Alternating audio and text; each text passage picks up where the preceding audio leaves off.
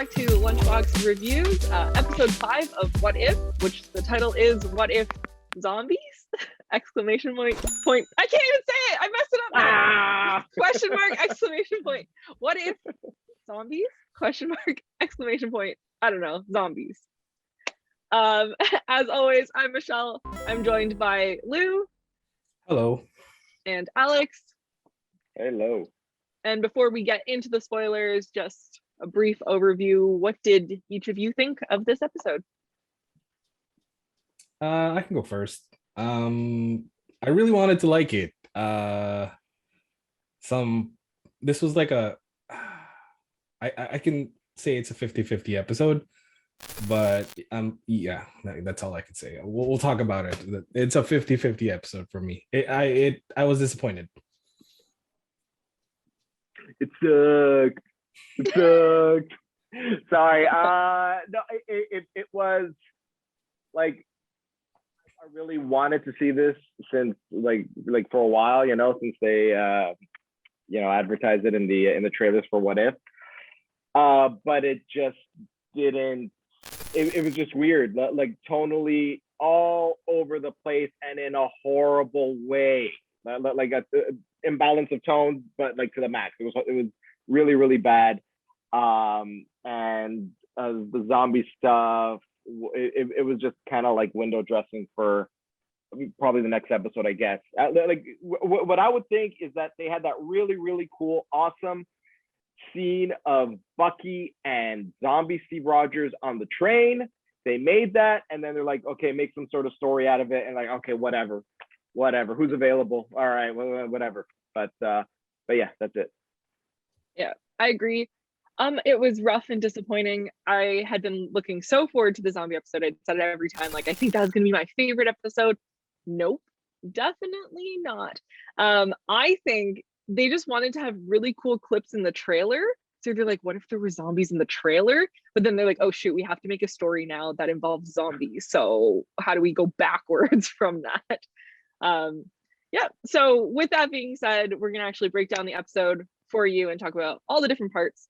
So the intro to this episode actually just right away pretty much answers why are there zombies? And the answer is when Janet Van Dyne went into the quantum realm and got stuck there, Hank Pym / Hope and Scott wanted to save her. Hank went in to get her, and she had contracted some type of quantum virus. But quantum and everything, and it's self-explanatory. Science. You don't have to do science if you put quantum in it. It's just a science word. So some quantum virus, and Hank and Janet return and immediately start a zombie apocalypse by biting Scott. And we see the world eventually start to get taken over by zombies, to which the Avengers are called in to save the day. They show up ready to fight, and Captain America gets bitten by teeny tiny Hank Pym zombie, and suddenly the Avengers are zombies. That's what kicks it off. Then we are like a little bit later into the story or the timeline of the zombies, and we get introduced to the survivors, so the non-zombified people. So in that group, we have Spider-Man, we have Hope, we have Happy, we have Bucky, Sharon, Bruce, Okoye, and Ant-Man's friend Kurt, who also plays Polka Dot Man in Suicide Squad. So those are our plucky group of survivors in the zombie apocalypse, and they are trying to find a cure for the zombie apocalypse and the outbreak. So what did you guys think of the kind of introduction of all of this? And yeah. So yeah, again, like, just put quantum and everything and it should explain it. I actually like the grouping of leftover heroes that they have. I thought they had a nice balance, I guess. It's just people that some are really popular and some that you don't see. Although if they had like this Ant-Man thing going, I wish Luis was there. That would have been awesome. But as far as, I think Alex touched on it, I couldn't really figure out the tone, whether I think it was trying to be serious but then also funny. Like the part, it started off kind of okay, I had a serious tone, And then here comes Spider-Man, who I can't stand, by the way. Whoever's doing that voice is just kind of It's not I don't Tom dig Holland. it. It's not Tom Holland, but Yeah. I don't dig it. So and then they mash it up with that with what movie are they comparing that to? One with, Zombieland. yes, It's kind of, yeah. Zombieland. There you go, where Yeah. they're teaching you how to survive. It didn't work for me. The only thing that I like is the grouping of those people, but like, yeah, Alex already said it. The tone was just all over, and the place, the pace of it was just kind of all over the place as well. Yeah, by this point, before they got to the train station, I was like giving it the benefit of the doubt because I saw like, yeah, they were going for a Zombieland vibe. I'm like, okay, this is gonna be like kind of zany, wacky schlocky kind of thing, just with zombies. So whatever. But so at this point, I didn't have a big problem with it. It was just like, okay, fine.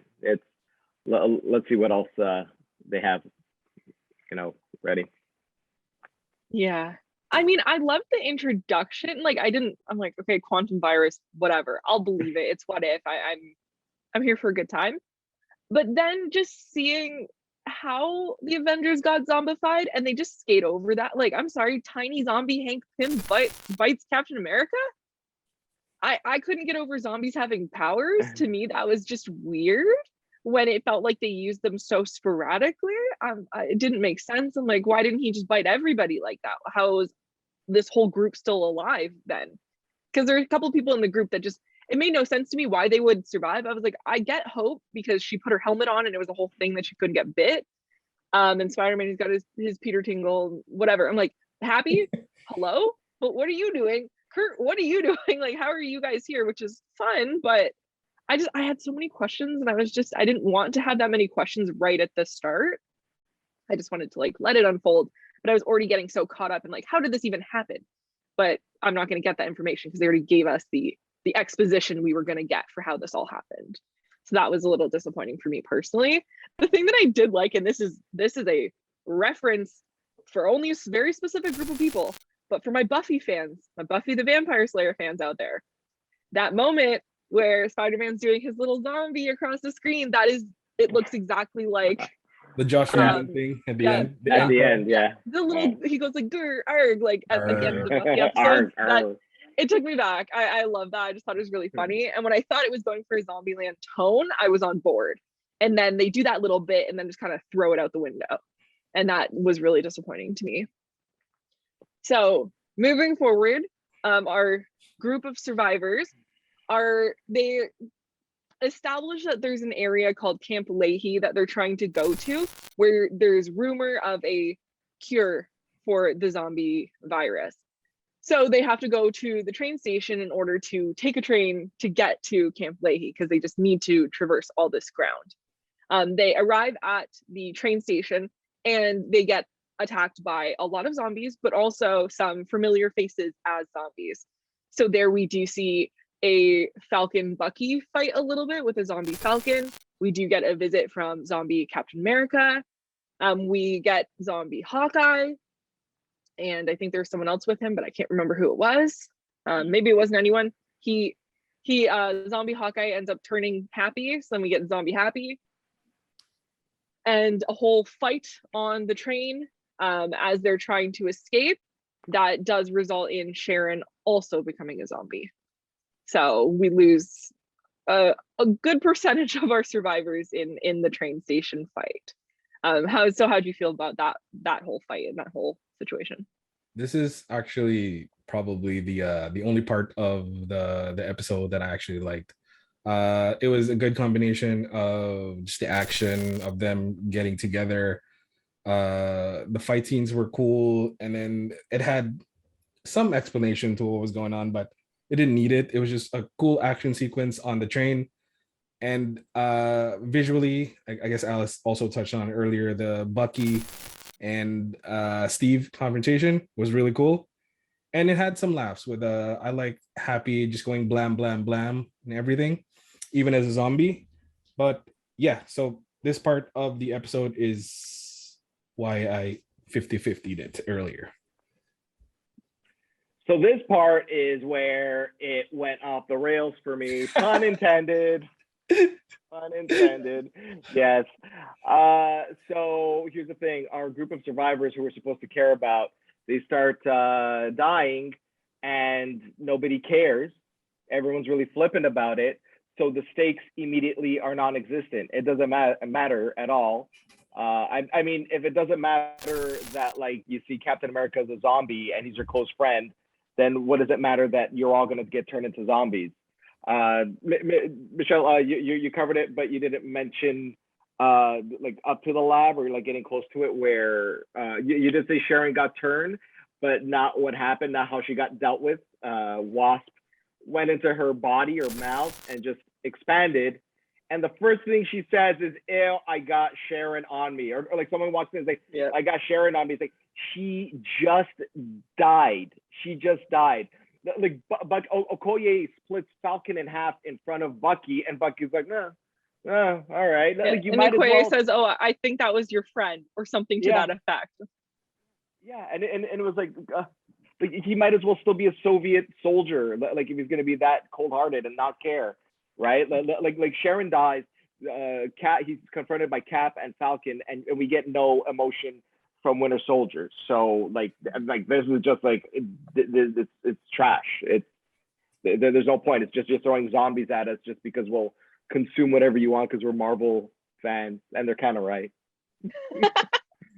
Give me some more. Watch it. Yeah. It. They got us.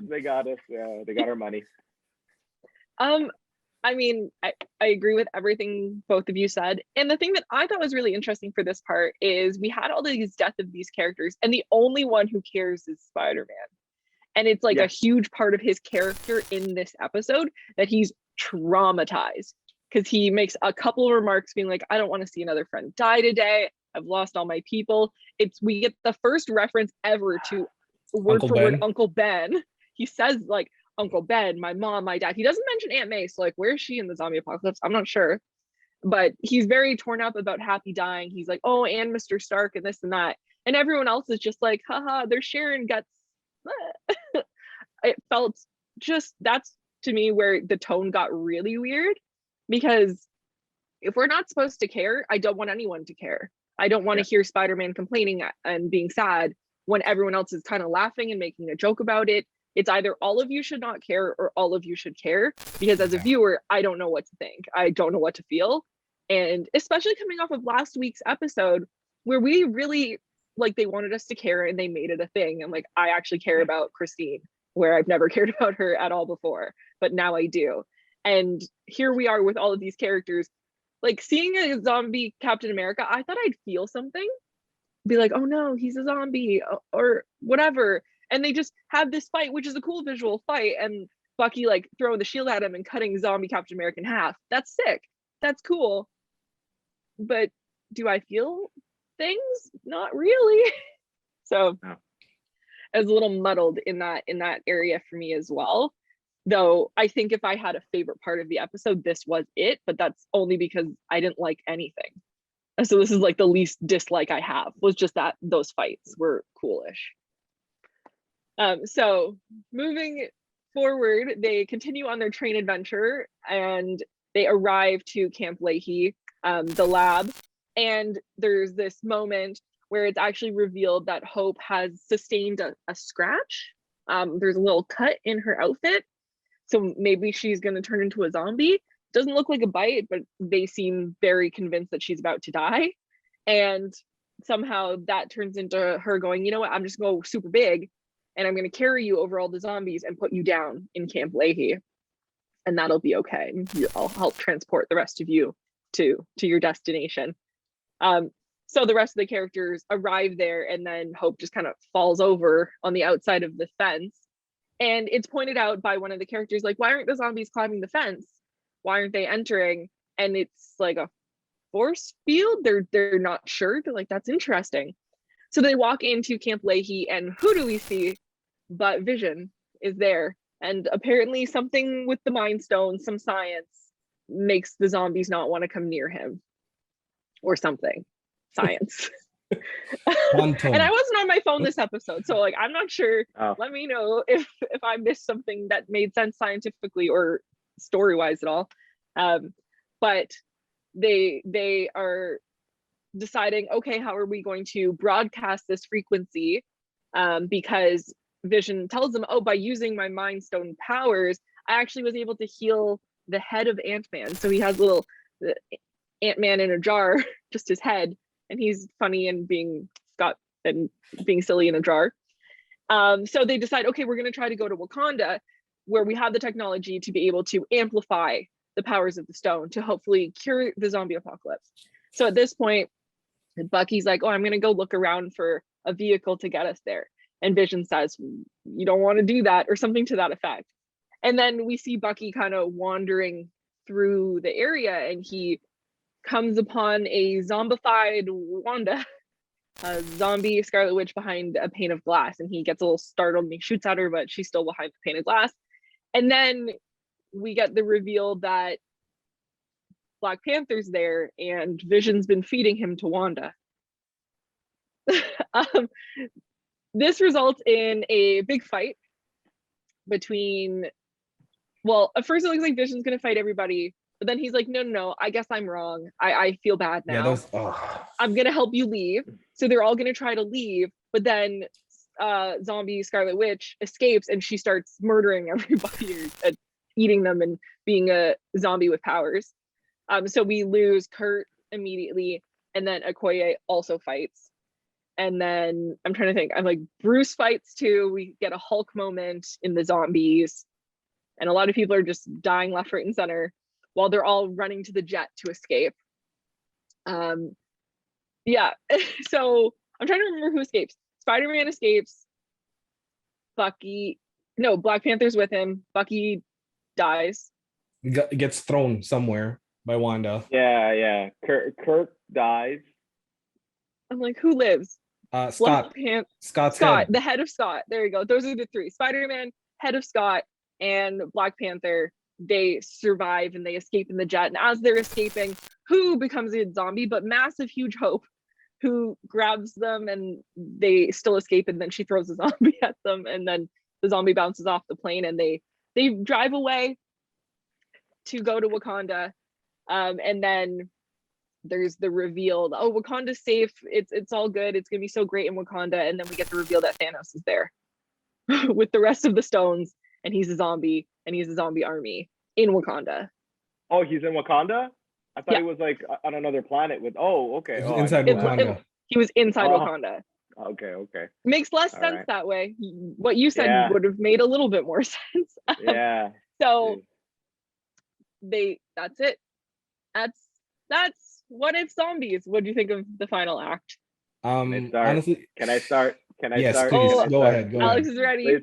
Hold on. Okay, so Janet's bitten. Okay, she's gonna turn into zombie soon. Okay, but like, why does she have to go out? Like she still has her powers because she still has a suit. Her suit is like the wardrobe, whatever. Like you should take that off before the person becomes a zombie, so they're just a human. And like they have a cloak that can fly people. Why doesn't the cloak just one by one flies people over the zombies and into the camp, instead of Janet, having to make that brutal sacrifice? Hope. And Hope, and Hope would still have her powers after, which is just beyond weird.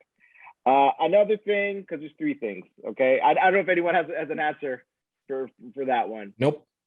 Okay. I have the same thought though. So weird. So the other thing is that, and like, this is like the fundamental problem with the tone. Scott Lang, Scott's head falls off the chair and onto the floor, and like Wanda's attacking, it's going crazy. His head falls on the floor, and he's like, "Oh, this reminds me of prom." What? Where is the joke? Like, where's the setup? What is this a reference to? Because, like, did anyone get that joke? He was just piling dad jokes the whole entire thing. He did the whole, oh, I'm only dad jokes now thing, but I didn't get that joke in particular. I stopped listening, honestly. I was like, I don't care. Yeah. Fair enough. And I guess a third thing. Okay, so in Marvel Zombies, a comic, the comic book series, because they did this in the comics. Same thing happened to Black Panther. He was like chained to some table, and it was actually zombie Hank Pym, who was eating him, and it made brilliant sense because he would shrink down, cut off a piece of Black Panther, and just eat it. He'd be full, and then he would just, like, Black Panther would be tortured for a long time, like he'd be on this table for such a long time, but like that basically made sense that like Black Panther lived for that. Now, when you have the Baba Yaga, Wanda, this crazy, insatiable zombie, the most powerful entity, I'm going to say, in the world, why is T'Challa only missing a leg? Like he should be like just a pile of bones, like a skeleton there. It just made no sense. Maybe because they wanted to copy something from the comics, and That's but exactly I what have I a think half it was, just to answer for like that. give some comic folks, check this Yeah. out. You'll remember this. hey, yeah, There's a half answer that they did say that it doesn't fully answer it, but there was a line from somebody saying, "Oh, we're not the first survivors to find this place." So there were many more people that had been eaten before T'Challa was eaten. oh right, So there's that, but okay. it's weak. It's weak. Yeah. Still, it's still not good. It doesn't help at all. Yeah, I mean, yeah, that's it. I didn't like it. Like this is just like nosedive territory. It was just crashing. Yeah, I don't know what else to say at this point. I complained enough. Next. Lou? Yeah, so I think this act was, they were trying to get the feels for people as, like, you know, how everything played out. But for me, my main complaint about this act is that Scott Lang just shut the up.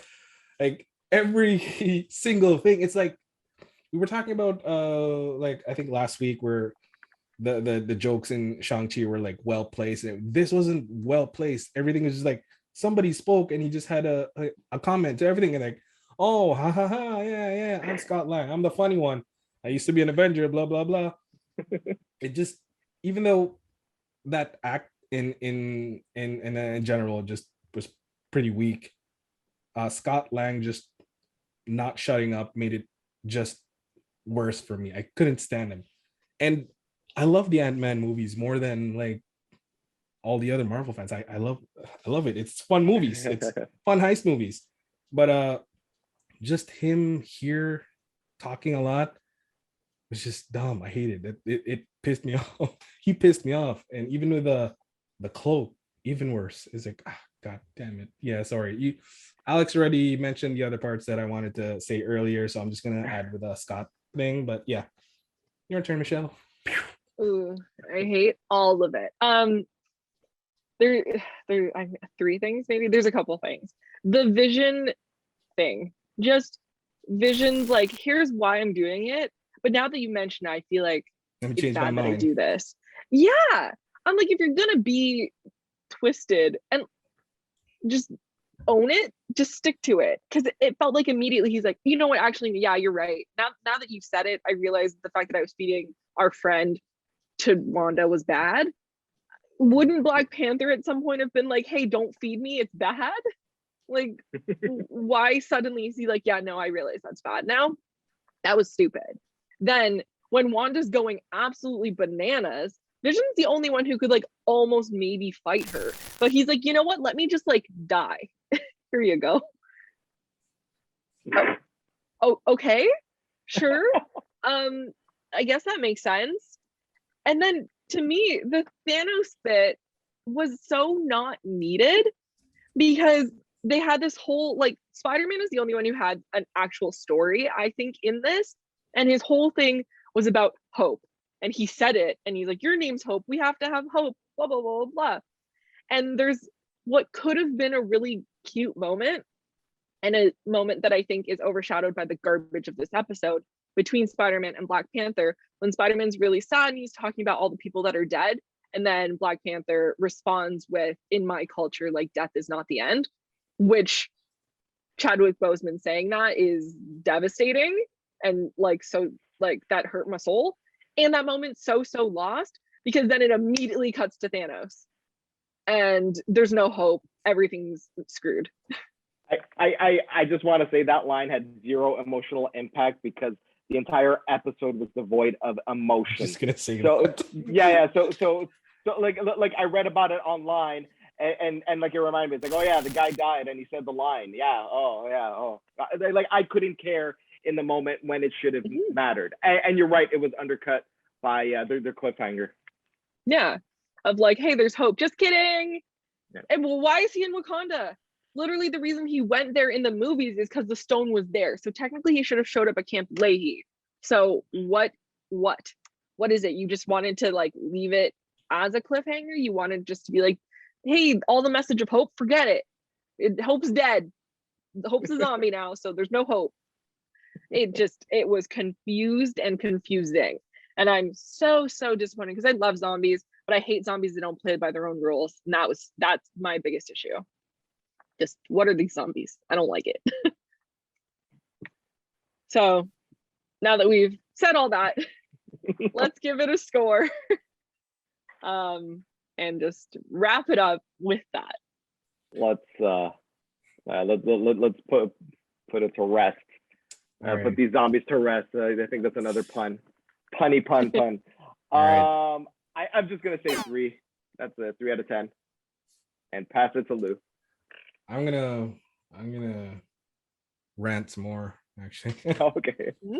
Do To end this off, they were heavily influenced by the Marvel Zombies comic by Robert Kirkman, but they failed to deliver in that sense because they were trying to balance comedy with seriousness of it. I mean, there's one panel that sticks out to me in that comic is when Spider-Man was already zombified, but he's going to try to save MJ and Aunt May, but this virus sort of has your power. You still have kind of your brain, but the hunger is just insatiable. So he's eating Mary Jane and knowing that it's a bad thing, and he's like crying, but he still eats her.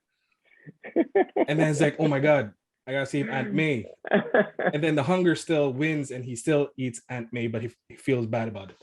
So if they're going for that, just the seriousness of it, they should have stuck with one or the other. And Rand, actually, yeah, that's what I wanted to say. It's the episode that I was like you guys looking forward to the most, and it failed the most. So this is a 3 for me.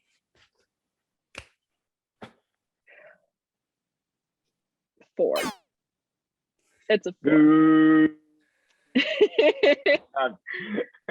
I like to be different. I can't be the same as everybody. It's a 4, but also I've scored everything higher than both of you in most cases. I'm here for a good time. I watched it. I will never watch it again, and I'm disappointed about it. So it's a 4. That's it.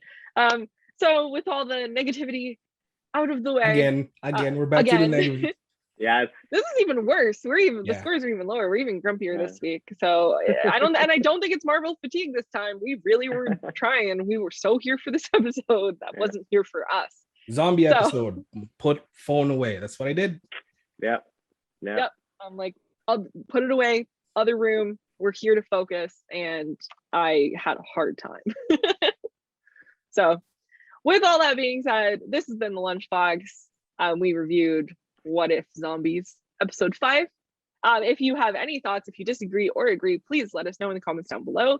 As always, like, comment, subscribe. We are on the push for 1,000 subscribers. We do have a giveaway for that. We don't know what it is yet, but it'll be cool. We promise it'll be cool. There is a giveaway. So please tell your friends and your family and the people that you know in your life to subscribe. That would be really awesome. As always, I'm Michelle. I'm joined by Lou and Alex, and we will see you next time. Bye.